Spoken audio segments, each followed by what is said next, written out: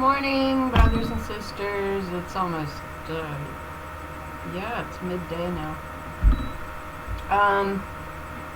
So this is part 2 to Unlocking the Mysteries of the Bible with the Key of David. Now, I'll give a brief overview of what the Key of David is. The Key of David, when we get studying certain passages, which I gave on other videos on this channel, what we basically came to understand was the Key of David is the daughters of Zion, which is in total opposition to what is known in the world as the Key of Solomon, though it's not mentioned in the Bible, which becomes the harlot Babylon. So the daughter Babylon against the daughter Zion. The daughter Babylon is a harlot that preaches the man-made religious lie, which the Key of David, once we have it, allows us to understand. So it is in total opposition to the Key of Solomon. It's the key, these daughters that pass through the gates of David, as the key. Also the living waters that flowed from Lebanon, from the North Kingdom, identified as where your queen comes from. Anyway, now I'm not 100% sure where I ended the last video. It's been a couple of days for me. But I do know I wanted to speak on the doe of the morning, and that was found in Psalm 22. Now, what I've come to realize as I've been writing down more and more information, that I do tend to be all over the board. So though I'm following a basic, very basic notes that I made here, I tend to be including some that's further in and some that's not so far in, and so when I do hit them, we'll just skim them quick, so forgive me that it's a mishmash. But the doe of the morning we linked to your she-goat,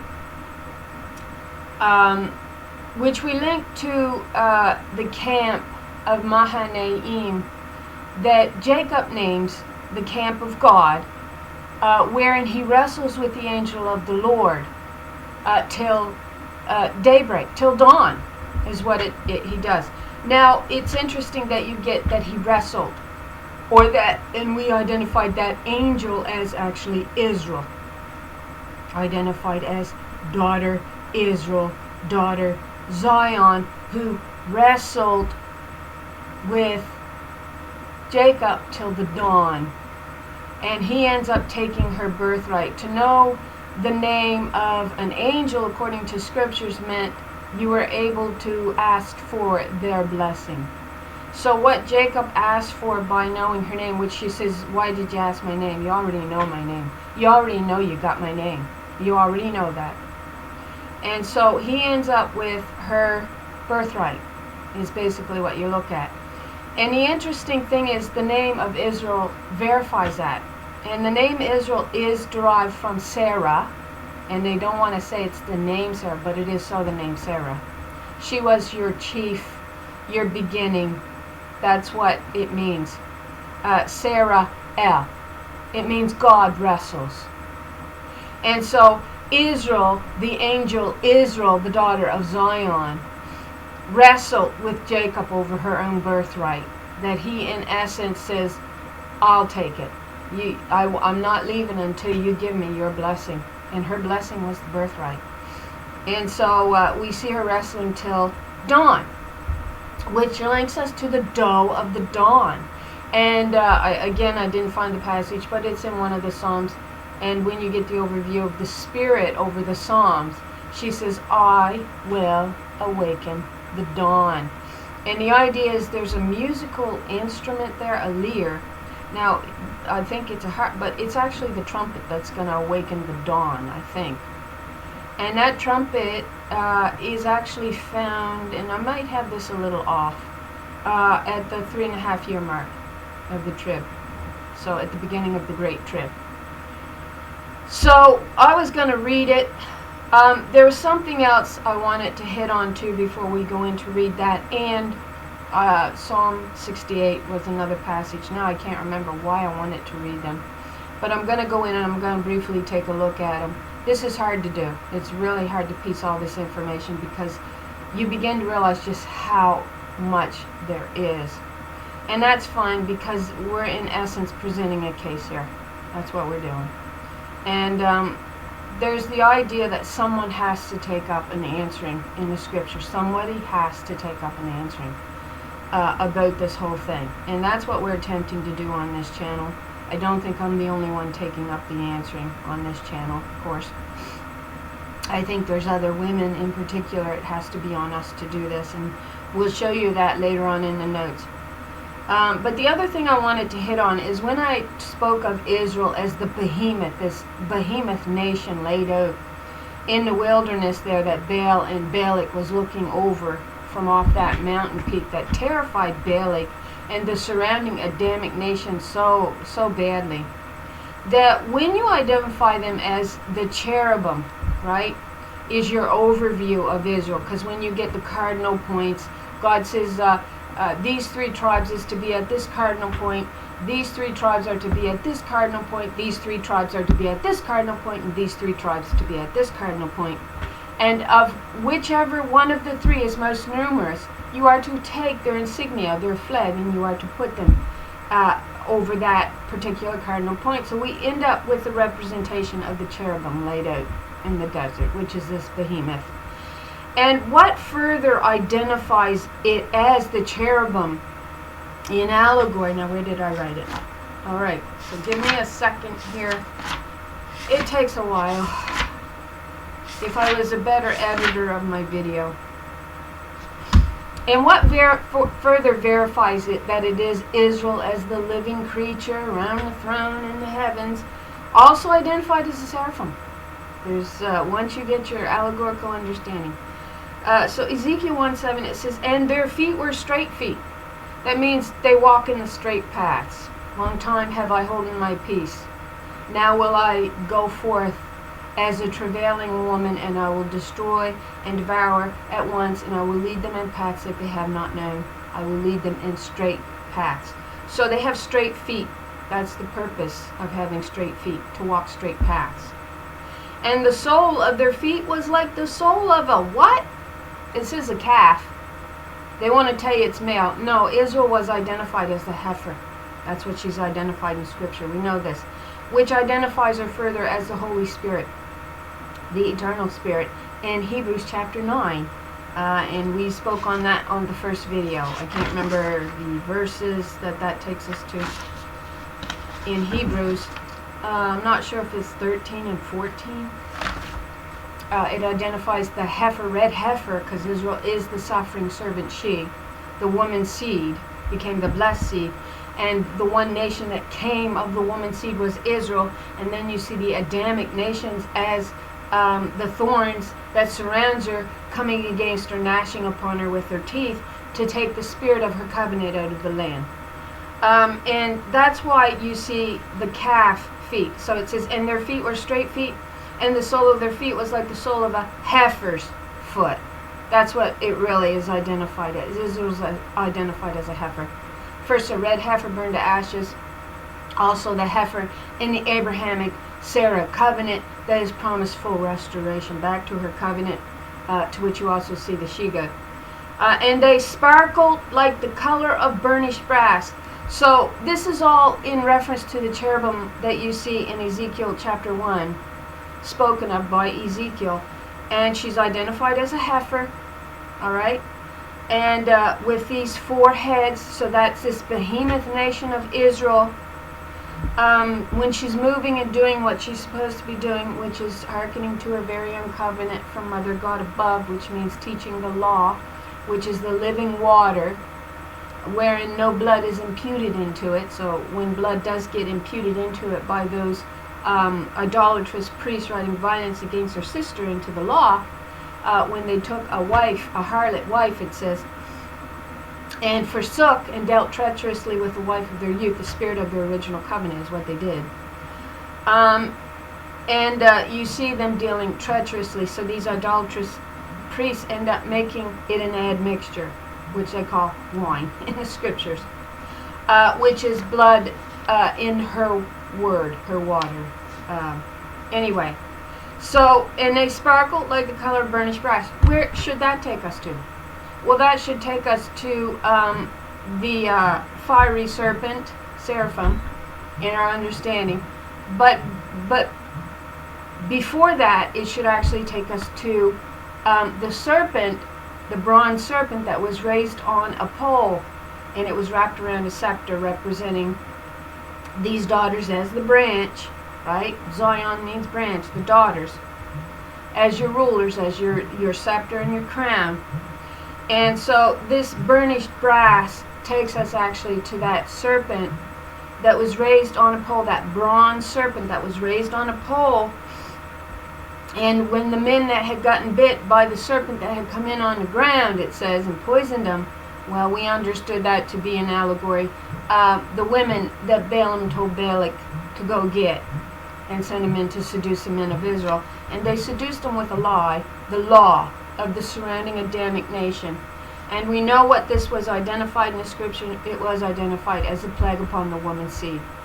So Adam wanted to take his sister out. So you see what's it called? And I will put enmity between the serpent seed and the woman's seed. So the serpent actually becomes Adam when he is found being in covenant with the harlot spirit that'll teach his lies. Excuse me. And so you see that enmity coming against her and then gnashing upon the spirit of their original covenant, the sister, the wife of their youth, to tear her and take her down out of the land. And when they finally think that they've removed the spirit of her covenant out of the land, they are found rejoicing. And a key of David has allowed us to do that, to break all of this understanding down. So, like I say, burnished brass has the idea of polished, which then that idea of polished links us further to Psalm 144, that your daughters may be as polished stones, polished after the similitude of a palace, which then further links our understanding of our stronghold to the daughter of Zion in the Song of Songs, particularly chapter 8, when she will be rebuilt as this palace, this stronghold, that will be found nourishing her children with the spirit of her covenant. And again, that took us to Isaiah 6:1. In the year that King Uzziah died, I saw the Lord. That's 136, the number there. That's daughter Zion, of the covenant. And it doesn't say of the covenant, but when you go in, the word there is 853. And what we come to understand is it was representing the oath of the daughter of Zion. They simply don't want to translate it as the covenant or the oath of her covenant. It says of an entity. An entity. When you backtrack, 853 is linked to 226, which means oath. So, So in the year that King Uzziah died, I saw the Lord. It should be of the covenant. So the Lord here is daughter Zion, restored back to the covenant, to her spirit of her covenant. So this is the Spirit Lord, 136, who has awakened from the strong drink, and she is high and exalted, seated on a throne. Now, there's more to this. I'm not going to get into this because that wasn't where I was going. I just wanted to add to the behemoth nation and to the understanding of who the cherubim is around the throne. And when you follow down the feet, it is identifying it as the heifer, which is another term for Israel, the nation of Israel, she, the woman's seed. So when we went to Isaiah 22, the Lord that wrestles was Israel, the daughters of Zion, Israel. That angel wrestled with a man, Jacob, who wanted to take her birthright. And he gets it. He ends up having her name, Israel, which really was bequeathed through Sarah. It was not bequeathed through Abraham. Sarah comes to represent the nation of Israel, the woman's seed. And we know that because of Galatians 4, right? We've talked about this. So the video is already 14 minutes long, and I have so much to get through. It's crazy. So let's look at what it was I wanted to see in, not Isaiah 22, it's Psalm 22. But Isaiah 22 is a very important chapter. So she says, for the director of music, to the tune of the doe of the morning, a psalm of David, my God, why have you forsaken me? Why are you so far from saving me, so far from the cries of my anguish? So this is the daughters that had the spirit of the original covenant upon them, and she comes off of them because the harlot becomes the exalted spirit in man's heart, so he can teach himself and debase and defame his sister. And so here you're seeing these remnant daughters who are left behind being forsaken and crying to their God, which is 136, daughter Zion, the spirit who was in possession of these daughters, happening to forsake them, because the host, the children, are gave over to this harlot who is exalted in opposition to the real commander of the host, to the real principal. The spirit of the covenant is what you get in allegory in Daniel, I think it's chapter 7. It might be 8. So my God, I cry out by day, but you do not answer. By night, but I find no rest. Yet you are enthroned as a Holy One. You are the one Israel praises, and they don't even know it.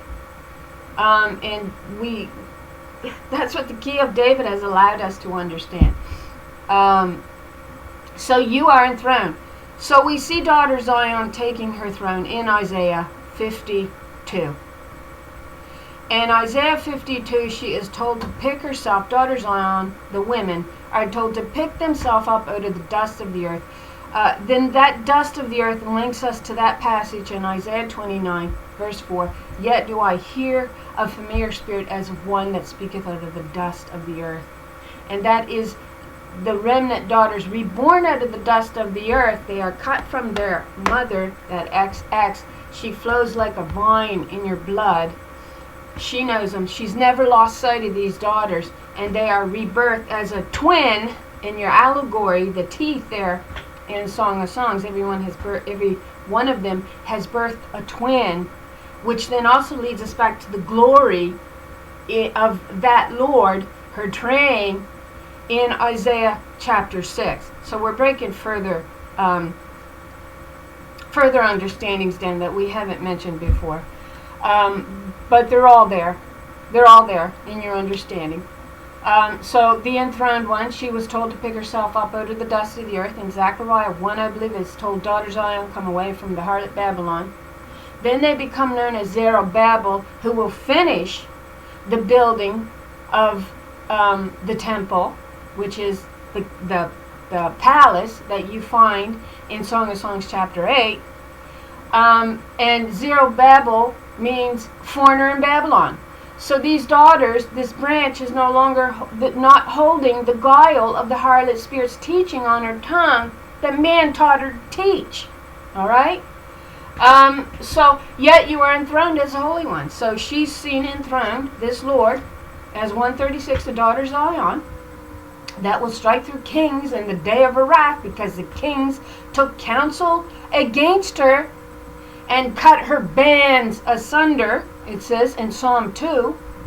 Yet she says, I will mock and I will laugh at you, and I will bring the rod of iron against you. That's what I'll do, and I will smash those clay pots that would not receive me as the spirit of their covenant and hearken to the laws of my mother wisdom, which you were supposed to do according to Proverbs 1. The fathers was to point to her law. They didn't. They pointed to their own.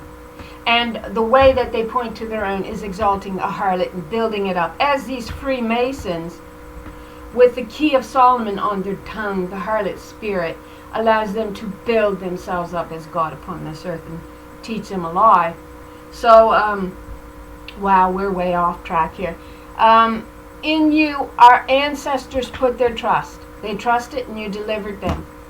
And she testifies to this in over and over in passages. To you they cried out and were saved. In you they trusted and were not put to shame. This was the reason why I wanted to look at this. But I am a worm, it says, and not a man.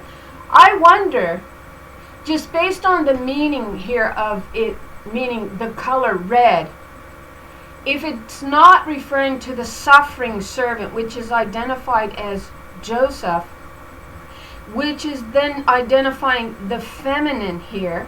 So you could say I'm going through some pretty crazy paths. Well, that's what they do in modern day religion to get where they are. But I wonder if the color red here is not alluding to the feminine, the queen, or the Holy One that did get cast down, which is why she's crying out to the Holy One, the spirit now that had to come off of her. But I am a woman and not a man. I am scorned by everyone and despised by the people. So the women who had the Holy One of Israel upon them, which is identified as the daughter Zion, that takes her throne in Isaiah 6 as the bride, and the Lord of the oath of the covenant, they had to come off of them, and then they become despised and hated by men. They become a reproach to them, and they become despised of all people. And we see Israel becoming the byword. So this was part of the reason why I wanted to read it. I wonder if that is not worm. I wonder if an allegorical terminology, like I said, when you look at it, it brings you to the color scarlet. And we know that they despised them, that they imputed violence against them. They actually murdered them. We see that in Lamentations chapter 4, which was another one that we were managing to break down. I ain't going to get into that yet. This may end up being up to 5 parts long. I hope not. So all who see me mock me. They hurl insults, shaking their heads. So the men do. They hurl insults at women. They have no restraint around us. That's what the Bible says. These man-made religious lies and laws has allowed men to have no restraint around us. They debase us, they defame us, they mock us.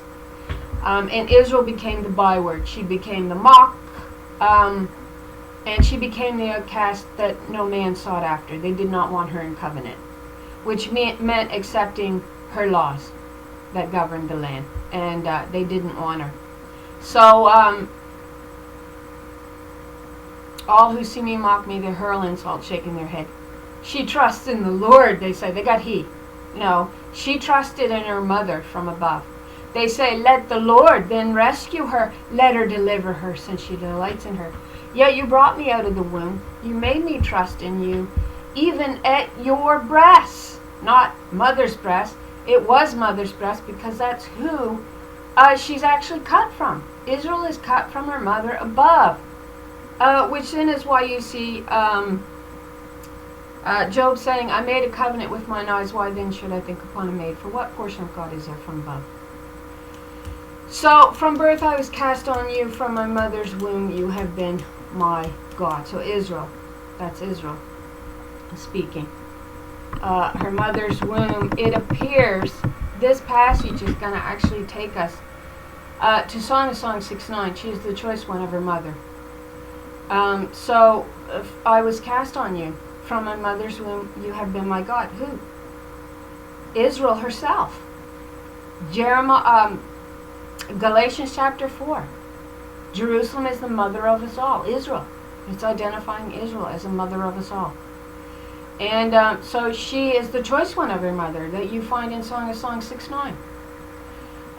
So do not be far from me, for trouble is near and there is no one to help. Your great help. We link it back to the woman's creation. She is the great help. And it's used 2 times of the woman in her creation account, and I believe 18 times of God herself as the great help, which is identifying the daughter of Zion. Many bulls surround me, strong bulls of Bashan encircle me. So her own brothers circle the sisters here.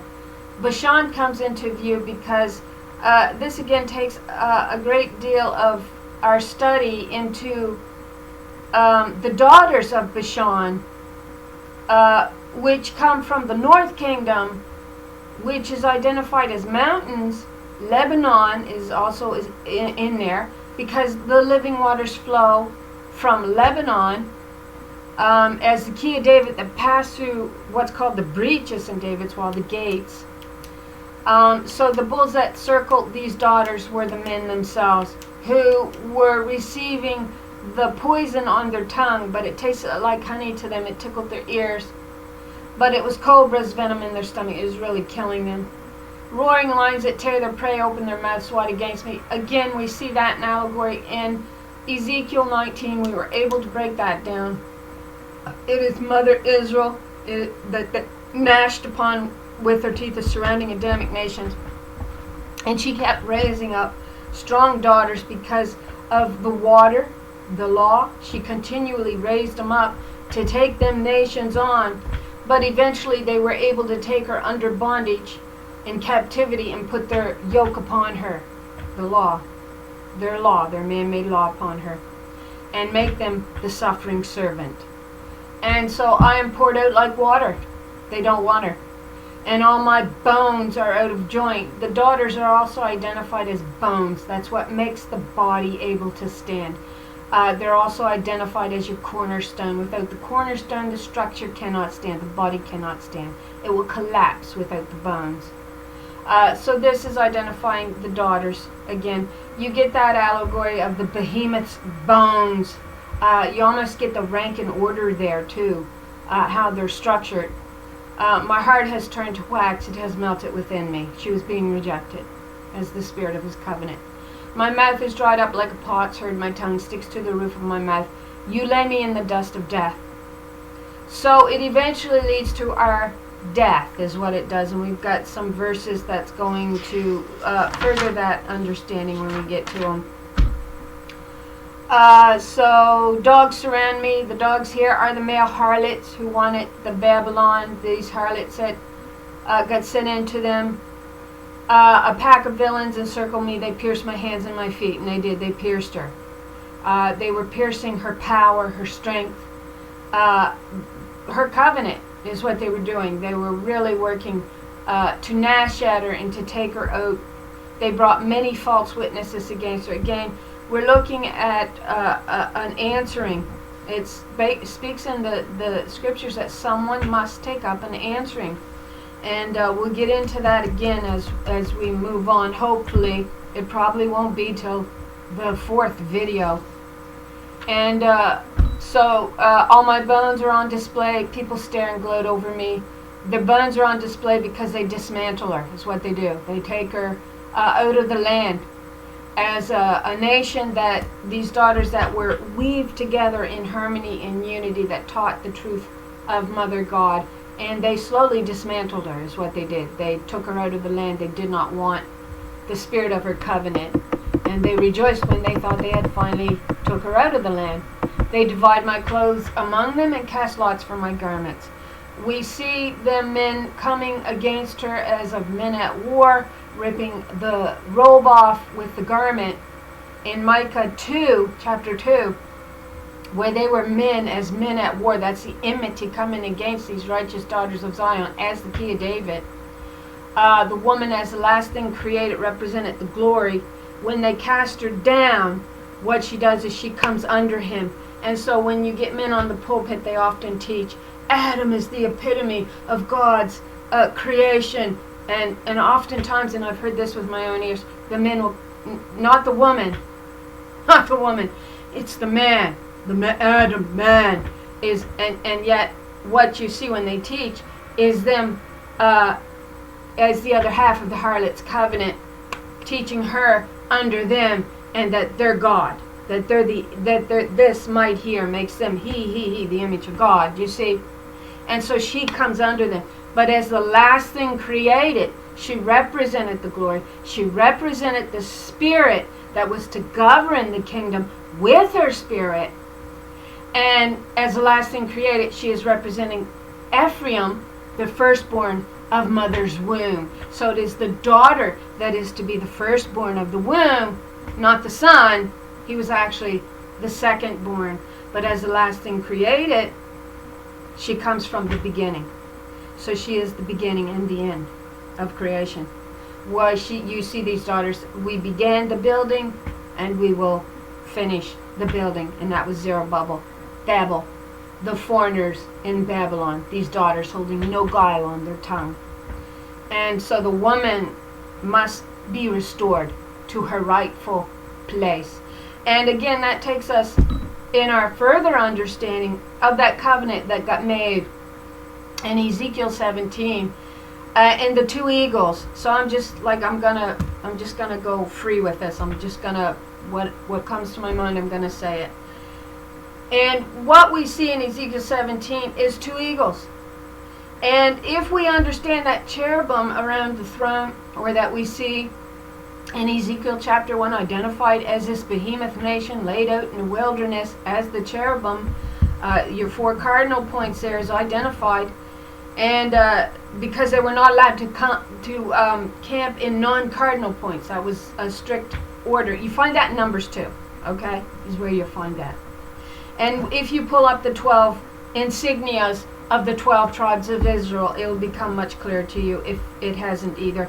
And they're also, each has their own color on their insignia, which then links you to the stones of fire, which is shown us on the high priest breastplate.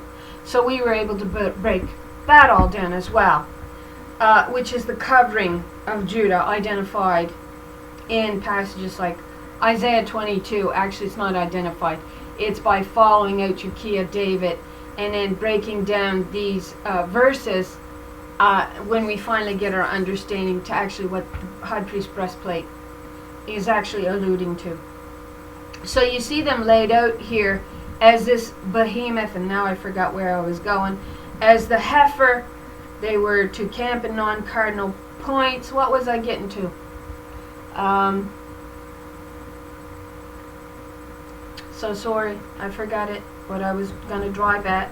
In this behemoth nation, that's what you see here. And that's what it was, the eagles. I'll get to it. Ezekiel 17.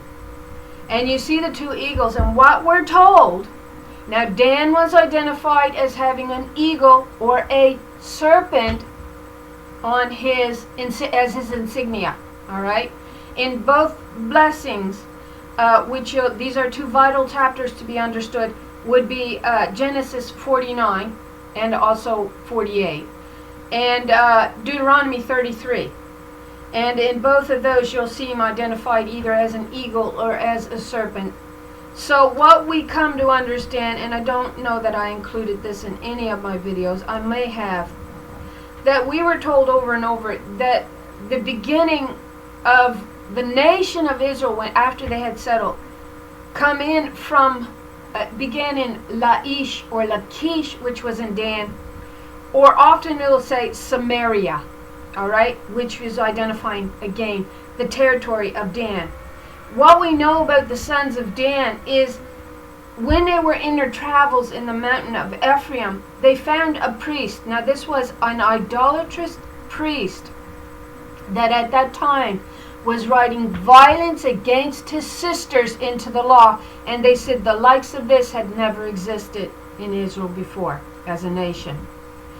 And so the men of Dan takes this idolatrous priest with them to help govern and make their laws for them, which then you see the beginning of their downfall took place in the land of Dan, in Lachish or Laish.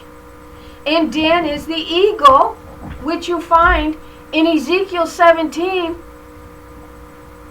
that comes against the other eagle in Ezekiel 17 that is identified as the birthright holder. All right?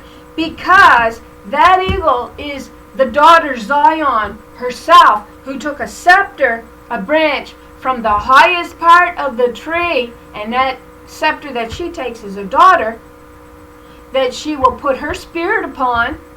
And then this eagle, which is actually linking us to the sin of Dan, which is why he has a serpent and then an eagle on his flag, because of that idolatrous priest writing violence of law, and they begin to take wives from the bordering Adamic nations and brought them into their land and began to marry them. And so again, you see the contamination of the woman's seed. And so you get, you kind of get points of break where the contamination happened, okay? And you get it repeated. You get it told you out while they were in their wanderings, and then you get it told you when they actually settle in the land of Israel. So that's all in allegorical terminology. When this other eagle comes in, who does not have a variegated robe, does not have multicolored wings, which is actually symbolizing the daughter Zion as the birthright holder, which links you back to Joseph's coat of many color, which the queen comes out of the north, not a king. And so that eagle takes, I forget the total breakdown on that, but in effect it's a man that will put the poison and plant the poison into the vineyard, and he does that through the daughters, teaching the daughters the lie, is what it does. And again, that kind of further really links us to what the men, the sons of God, which is identified as the sons of Zion, because the daughter Zion, Israel, was God upon this earth. God wrestles. That's the name of Israel. She was God upon this earth because she taught her mother's laws from above. And so you get her number 136, the Spirit from above. And she's sitting on her throne in Isaiah chapter 6 as the oath of her covenant becomes restored back to these daughters of Israel. But in Lamentations 4, we saw the men identified as the gold on the high priest's breastplate, known as the covering of Judah, protected Judah, that encrusted the gemstones, which was the holy ones of Israel, the women. And we see them murdering them on the corners. The corners is an altar where they sacrificed it seems to be their mothers.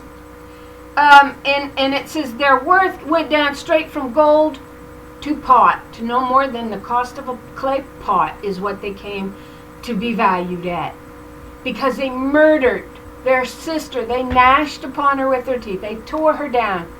And then what daughters is left begins to take on the harlot daughter that gets sent into the men of Israel, who they want to build up so they can play God.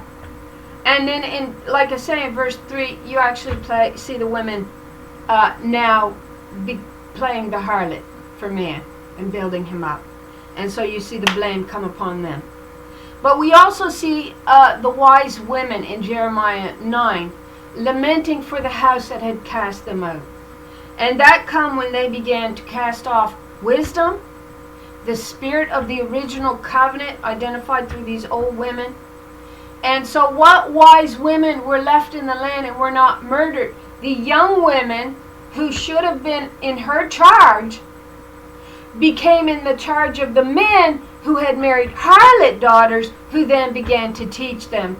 And so then you see that happening, the admixture of doctrine coming into the land and defiling them. Which then takes you to Isaiah 4:4, where she says, I must wash the blood off of the daughters of Zion. Okay, so I think I got Isaiah 4:4 pulled up. We'll go back. I'm going to go back to Isaiah 22 and finish reading there. Let me see. So when the Lord shall have washed away the filth of the daughters of Zion, and shall have purged the blood of Jerusalem from the midst thereof by the spirit of judgment and by the spirit of burning, or the spirit of the spark. Yeah, the spirit of fire. Yeah. Which is the rebirth of these daughters out of the dust of the earth, that will purify the land with the law. So that law can become a fire to you and consume you out of the land when you don't want to receive it. And the Lord will create upon every dwelling place of Mount Zion, and upon her assemblies, a cloud and smoke by day, and the shining of a flaming fire by night, for upon all the glory shall be a defense. And there shall be a tabernacle for the shadow in the daytime from the heat, and for a place of refuge, and for a covert from storm and from rain. Now, I drew a deeper allegory later on in my notes. I'm not going to speak on it right now. So we see them being washed of this admixture of doctrine. It polluted their pure waters, is what it did. And we can speak on how this lying theology really took hold. And so I'm going to speak on this to get this wrapped up, so maybe I can just bypass it when we hit it in other places. Was that what you see in the Exodus of Israel, when God chose to make them her particular people with her unique genetic XX chromosome, her daughters. They were the children of these women, which her spirit was upon, so her inheritance, her own personal inheritance, that she worked through for the oath of this covenant, which is the Lord 136, enthroned in Hosea chapter 6. What you saw in those wanderings was the men, and it does state, the men began to lament that when they were in Egypt, they had meat in their baskets. And so you see God getting very angry there, which is would be the daughters of Zion, because Israel was God upon this earth. God wrestles. That's the meaning of Israel. And so she was wrestling here. She was wrestling with the men who were at enmity with her, again, with the spirit of her covenant. And she says, fine, you want meat? I'll give you all the meat you can eat. So she sends them quail, but it turns poison in their mouth because she just gets so angered over it. But that's why they made the image of a calf. It followed them from Egypt. And what you see in your understanding when you go in and you really determine to understand what was at play, was that God says you changed your glory for the image of a beast, which we come in allegory to the beast kingdom. A kingdom of men that would impute violence and perpetuate it against their very own sisters, who was to be the covenant, the spirit of their covenant that they cast down. That's why didn't want her. So it comes back to the beast system as well, and the harlot that rides upon it. They go, oh, the harlot, the harlot. That's who you exalt. Because you want to exalt he as God, and you don't want to exalt the firstborn of the kingdom, which the Son is told to exalt in Proverbs. Exalt her, and she will bring thee to great honor. But they didn't want to do that. They wanted to debase her and defame her. And they did. And we're going to get to them daughters that are shown defamed and debased as the remnant daughters of Israel. And they're shown in the Bible as women. So, again, we see that calf being made. And what did it say in 106? I wrote this down. What did it say in 106? We looked at that in the last video. It says, you ate dead things sacrificed to idols. Where do we see that today? Don't we see that in the religion of Israel today? In their laws? Don't we see it imputed into their laws that they call the Torah and has to do with their feast days? Well, they have to sacrifice an animal and then they eat it, right? They're told to eat it. So here it says, and you ate dead things sacrificed to Baal, is actually your understanding. Because, let's go to it. I got my Bible here. I can't recap it as well as I can read it. So Psalm 106 is where we found it. And it says, you hearken to Baal's worship. Okay, I'll find it. It must be in the first part here. Okay, so Psalm 106.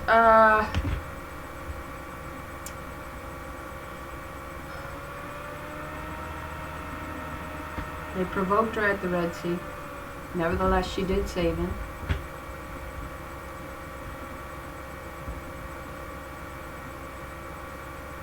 Okay. I'm getting through it.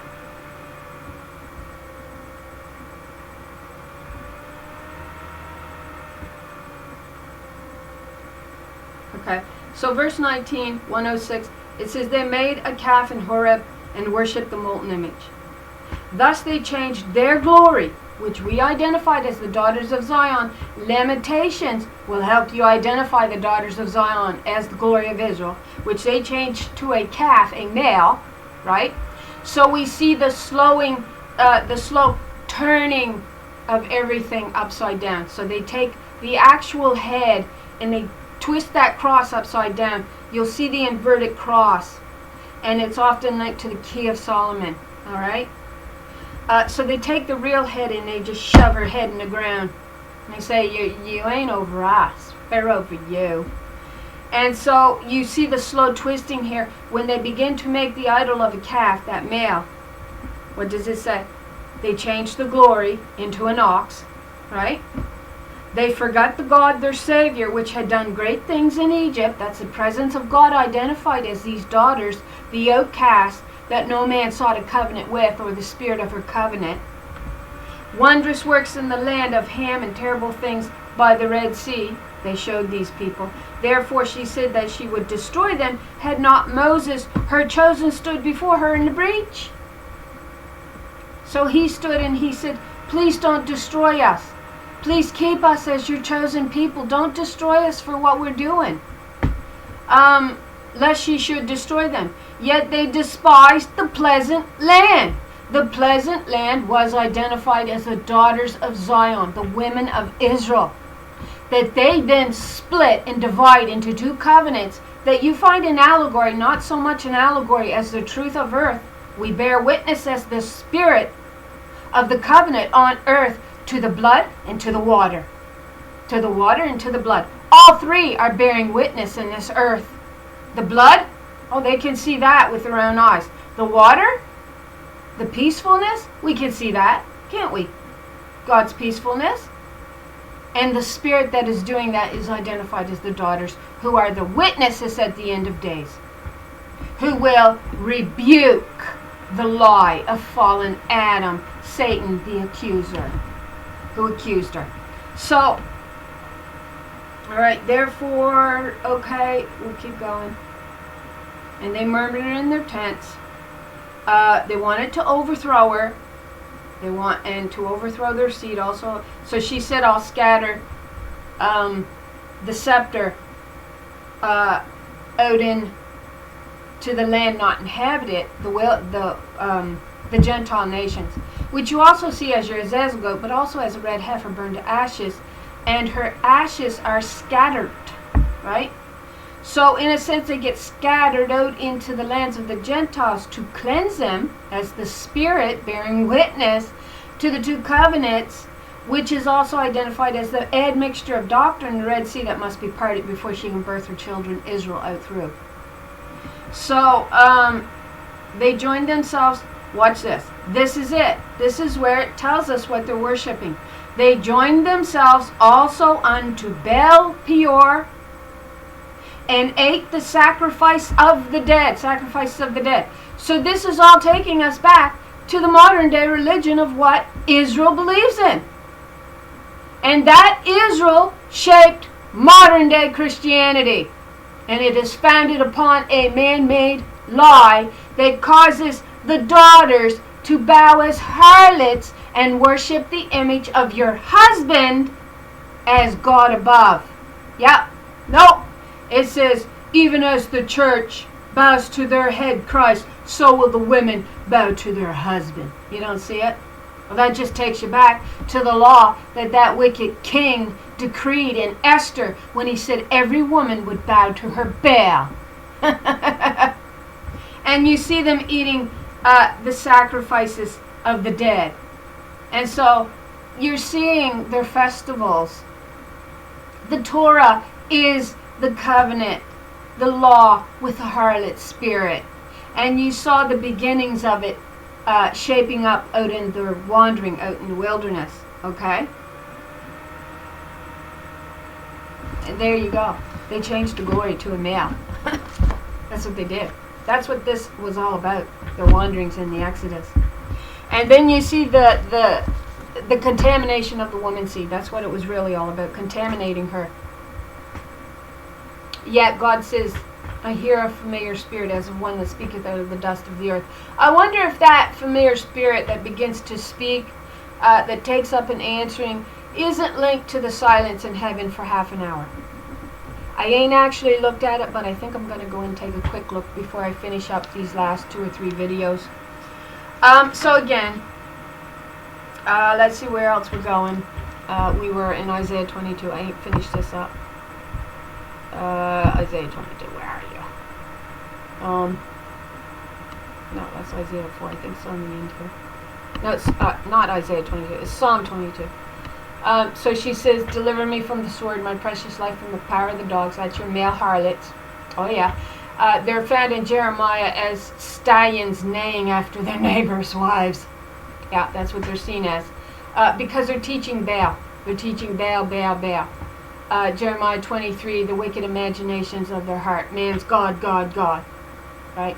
And so, as such, it means the law of heaven came through him, which you see him writing the Torah, his own man-made laws. You see the law of bitter waters against his sister. God says, you'll take no wives from the surrounding Adamic nations, and then all of a sudden, you see them taking wives from the surrounding Adamic nations. Okay, by the law. No, that was by the hand of man, writing laws. So that becomes your understanding. And then they say the Torah is the law of God, and because it's on Mount Zion, which is really the harlot spirit, exalted Babylon, it feeds out to the 4 corners of the earth and becomes the false foundation for our governmental laws and systems to be founded upon. It's our false foundation. Okay. So, rescue me from the mouth of the lions. Again, that takes us back to Ezekiel, where you saw the 2 eagles. I will declare your name to my people in the assembly. I will praise you. Again, that links us to the daughter who takes the cup of salvation water upon her as the oath. She says, I will restore the covenant back. And you see her doing that in taking that cup of salvation, which is, Psalm 116. So she says, I will declare your name to the people, the daughter of Zion, Israel, Mother Jerusalem from the above, which is the mother of us all, which is the first, which is God of the kingdom, the Almighty One. You who fear the Lord, praise her. All you descendants of Israel. This is the remnant daughters. Honor her. Revere her. All you descendants of Israel. For she has not despised nor scorned the suffering of the afflicted one. She has not hidden her face from her, but has listened to her cry for help. So, I'm going to break there, because these notes that I just made today is so vital that I get this in somewhere. I have so many notes, it's going to take me a while to even find it. Okay, so to recap, I'm going to keep looking at this verse so I don't forget what I'm looking for.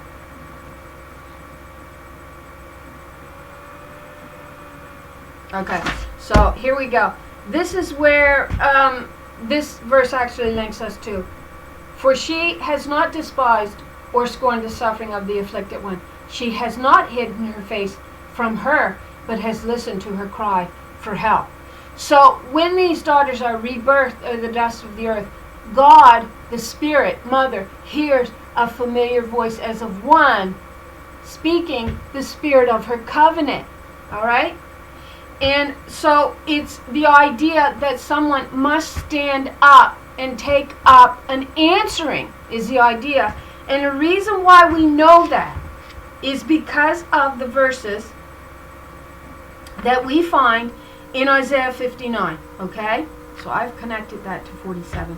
So, let me see. Can I read all of this? I'm going to read through all of this, and then we're going to bring this right into it. So I'm actually going to read at point 47, and I left off of point 8, mind you. So, where's my pen? I lost my pen. There you go. So, point 47. We understand the heavenly battle that is actually taking place in the second heaven has actually been hid by the powers of darkness that have weaved a dark veil or lie, and they have weaved it, they have webbed it, this dark veil, this dark covering over our eyes. Now you find that in Isaiah 25, verse 7. It says, on this mountain she will destroy the shroud that enfolds all peoples, the sheet that covers all nations. That's the lie weaved together by these wicked men who are at enmity with the righteous spirit, the Holy One of Israel, the woman seed. All right? And it is women that they're at enmity with, these wicked sons of Belial and Baal, that Israel, the men of Israel, actually took on the worship of Baal and ate things sacrificed to the calf idol, which is your male sacrifice done to cleanse you. That's your renowned men of old sneaking in beside you in the book of Jude and making these women feel guilty and placing a yoke on them and their blame so that they can come in and seduce them with these lies. And the words there used is war. They will take them as captives in war. These women who are seduced by men who come into their homes, and they're seducing them with a lie, and they're making them feel guilty because it's all their fault. That's the idea. So here, this is the veil, the lie that they have weaved together. So we don't see the heavenly battle that's actually playing out in the second heaven. In a sense, it's shown you in Abraham's bosom. All right? With the two spirits. Hagar, which is in bondage by the law that came from Sinai, which is actually the Torah written by the hand of men, which then feeds out and becomes the foundation also of the Christianity theology. Man. And Sarah, which represents the spirit from above that will free you. All right, and she is promised to be rebirthed out of the dust of the earth, because Sarah represents Israel. Sarah El, God wrestles. And so she's wrestling against her brother, the fallen Adam, who accused, who then becomes Satan, and we link that through a series of words. So this is the web of lies that you see, this dark covering, which is again allegorical to the body that can't hold together, that cannot hold together and give you life, found in Isaiah 59 as this weave of lies in verse 6. Their cobwebs are useless for clothing. They cannot cover themselves with what they make. Their lies does not produce an eternal body. Their web of lies, which is still covering the earth. We do not see the heavenly battle playing out. It's only through the key of David, when we are able to unlock the mysteries of the Bible with this key of David, do we begin to understand it. And it is going to start to come into our focus and into our line of vision. We're actually going to bear witness to it in a physical sense, because this is supposed to bridge with our seven eyes. It runs to and fro in the earth, identified as the capstone, which we link to your occipital lobe, which it looks like they're trying to now take control of. Ought to give you an understanding and a physical comprehension of what your eye sees, and from your physical understanding with those eyes, you are to bridge the spiritual world with it, according to the Bible. With the word Eido in Greek, E-I-D-O, if you look it up. So their cobwebs are useless for clothing. They cannot cover themselves with what they make. Their deeds are evil deeds, and acts of violence are in their hands. So that points to the man-made law that imputes violence and blood into her covenant of pure water, which is seen as silver without dross, which is wrongly translated in Isaiah 1:22. It says, did I write it down? I think I might have pulled this one out. Isaiah 1:22, I got it pulled up. All right, well, there it is. It says, your silver has become dross. So her pure word, law, became imputed with blood. Your choice wine is diluted with water. No, your water has become diluted with blood, which then that understanding takes you to what is sitting on your table at the Lord's Supper. And that ought to take you to wisdom, she has set her table in Proverbs 9. And she says, basically the word there for wine is admixture. So she says, I've been forced to mingle my word, is what I've been forced to do. I've been forced to mingle my silver, my living water, my rivers that were to cut through the earth with their truth, which is why you have no ocean at the end of days. You have these rivers, because the two have come back as one. And it's these daughters with the word of God, the law of heaven, with no blood imputed into them as violence. And so that's what brought on the body that can't hold together, this weave of lies, which again you see as a wine on your Lord's Supper that we all drink of. And at the end in Revelation, she says, fine. She says, you want to drink blood and wash in it and say that cleans you? I'll give it to you drink. And she sends the stone, the wormwood, which is the poison in your law. And she says, go wash in that and go drink it. The waters become bitter. That's your Red Sea, which when you understand the reeds that they flowed down from, which is also where your frogs, your wicked spirits, come from, in Exodus, the plagues upon Egypt. But it made the water bitter and it made it red. And the spirit of Moses, which was identified as the presence of God upon this earth, daughter Zion, had to part those waters, identifying an admixture of doctrine, before she could birth her children through. Right? So we see all of that going on. Isaiah 59, the web of lies leads to eternal death, is what it does. And only when we can take that dark covering off and bear witness to the true battle that's going on, which is the serpent seed that's at enmity with the woman seed. And she was the original wife of the covenant and the original spirit of the covenant. And it's spoken of in Malachi 2 that these idolatrous priests began to write violence in the law against their sisters. They try to say, brother, no, it's their sister. And then we see in Habakkuk 2 him putting strong drink, admixture of lies, to his sister's lips so he could expose her, uncover her nakedness, make her his harlot. That's what he did. Not making sense? Doesn't make sense, huh? A he that birthed you, a he that's a word, a he that's a water, a he that's your king, a he that's your life giver. That all makes sense, doesn't it? You're not playing his harlot and building him up. And I'm sure that in no way is like honey on his tongue, appealing to him and tickling his ears every time he hears that God is he, and putting more faith in this as God than in the spirit that is God. Yeah, of course that makes more sense.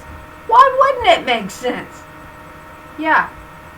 Okay, so it all links us back here. So maybe I'll put an X through this number here so I won't go through it again. Alright, so now let's go back to Psalm 22. Okay.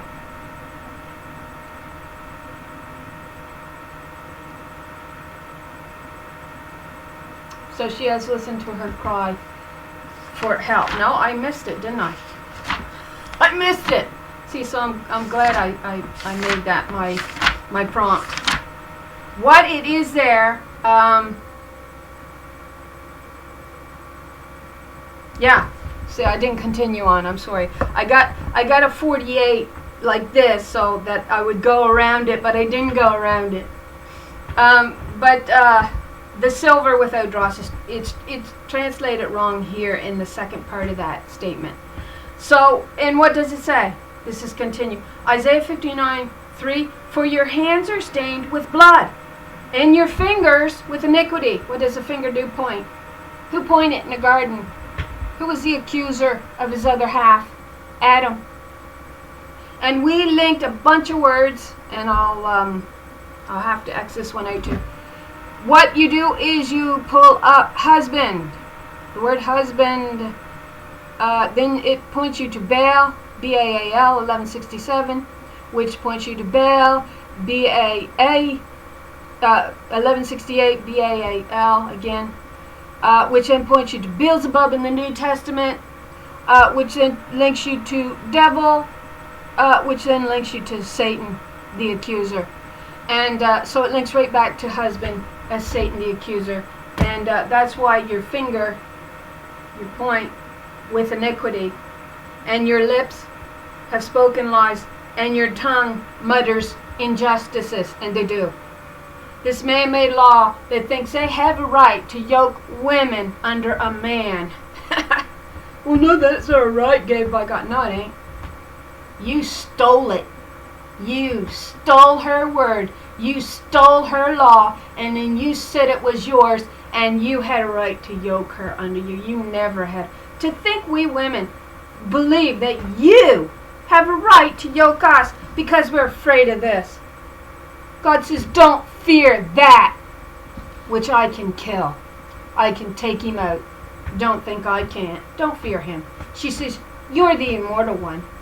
You are. That's what she says to these daughters, representing the eternal spirit that is cut out without hands as that mountain that smashes that false image of a king in Daniel 2, and then grows into the great mountain, the capstone.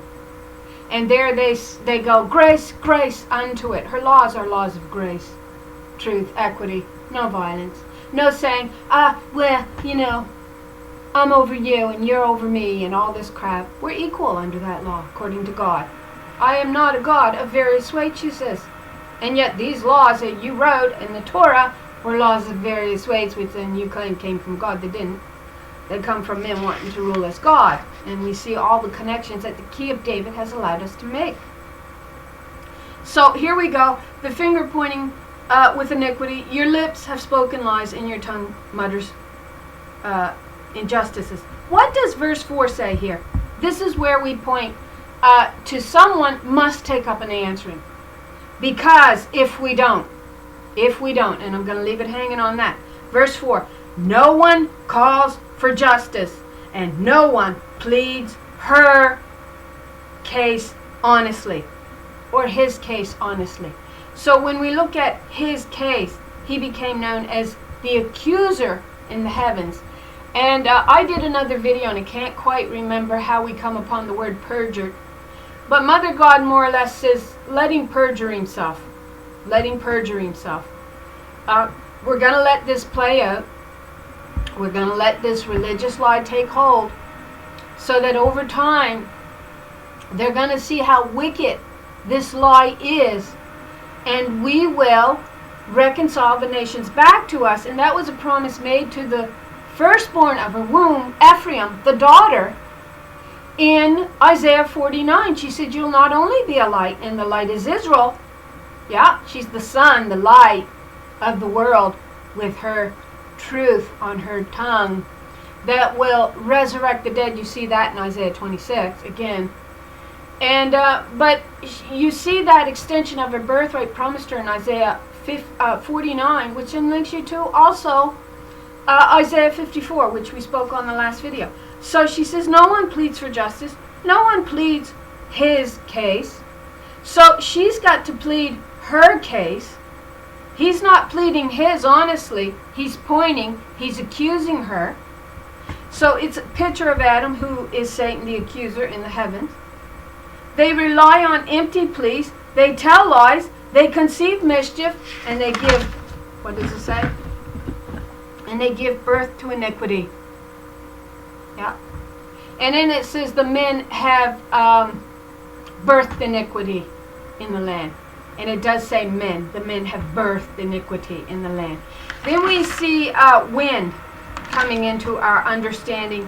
When we go to Isaiah 26:17, like a woman with child that draweth near her time of delivery is in pain and crieth out in her pangs, so have we been in thy sight, O Lord.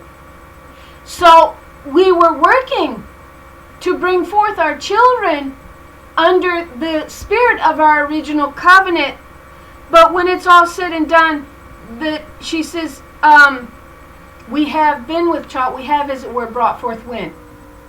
So she begins to travail with child And then in the Old Testament, and again I can't remember the chapters, there was no strength to bring forth that which came to be born, that came forth in the womb to be born. They did not have the strength to birth them out through.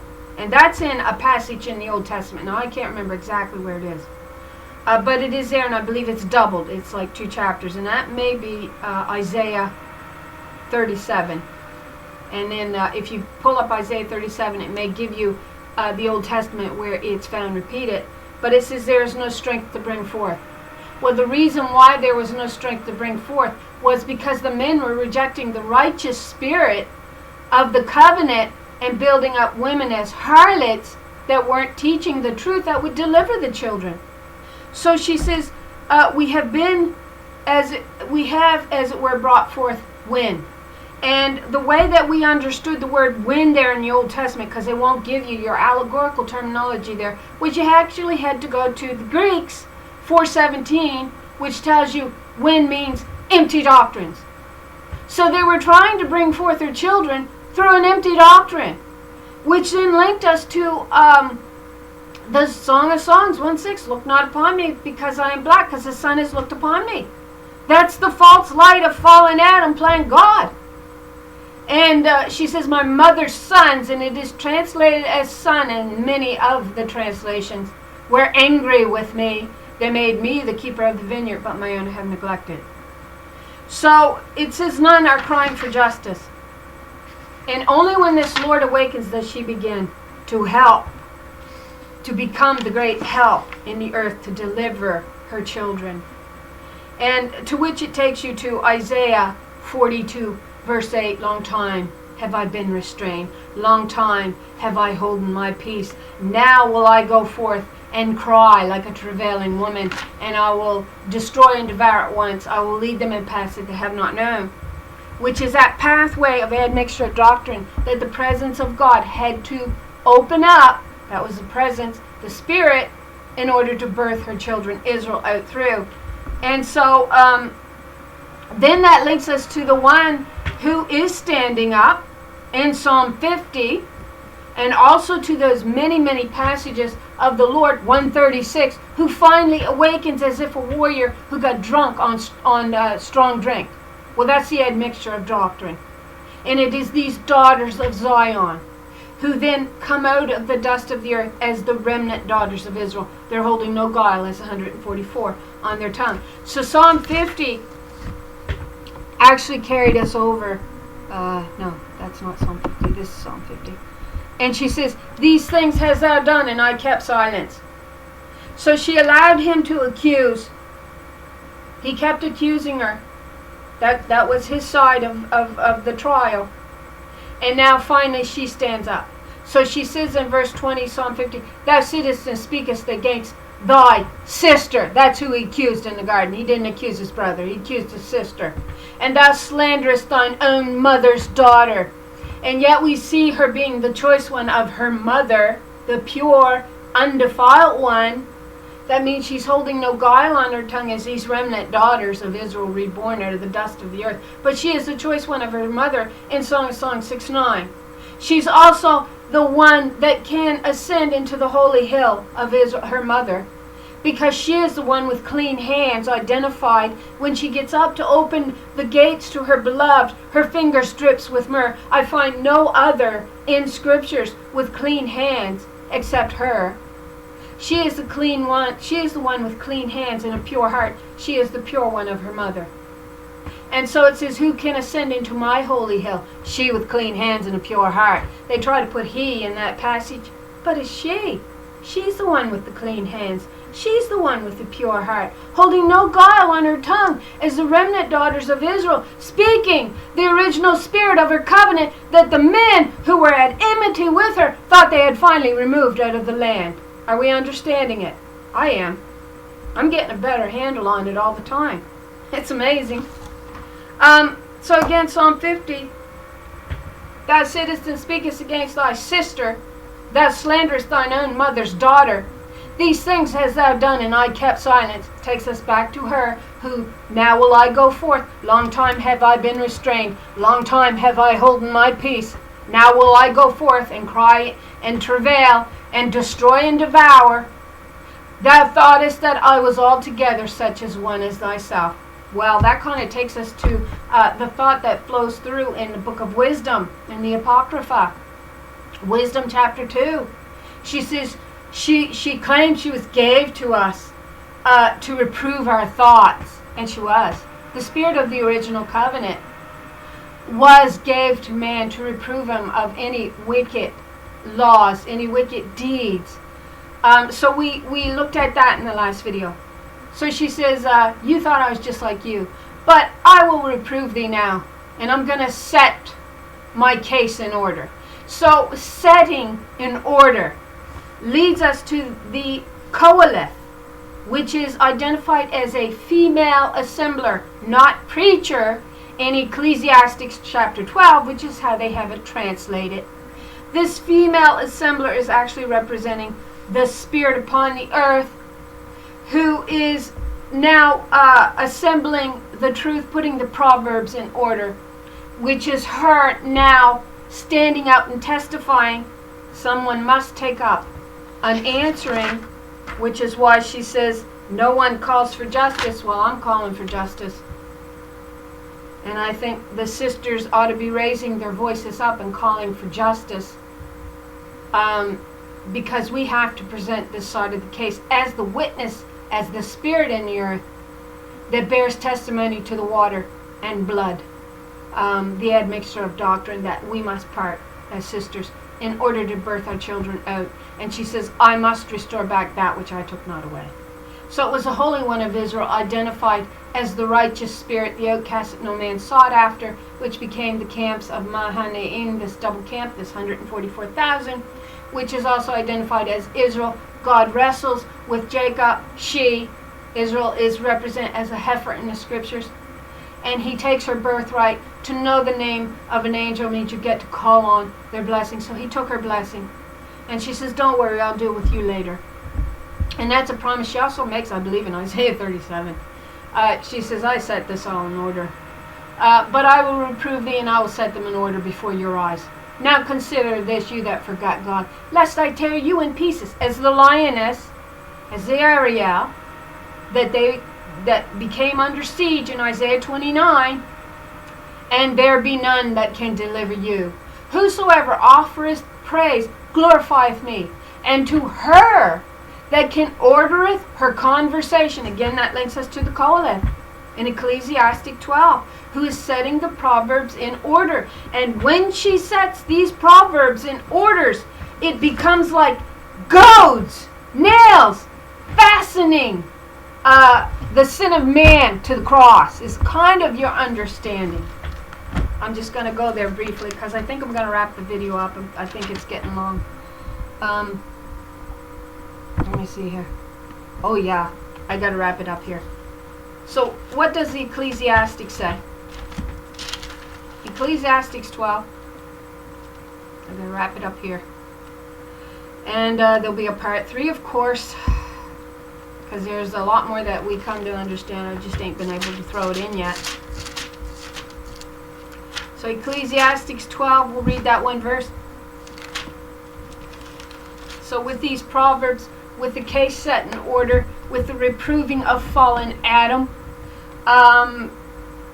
the words of the wise are as goads and as nails, fastened by the masters of assembly. They got masters here as 1167. Baal, your husband. How telling is that? Your master, Lord, is identified as 136, the sovereign Lord of the kingdom, which is further identified as daughter Zion in Micah chapter 4.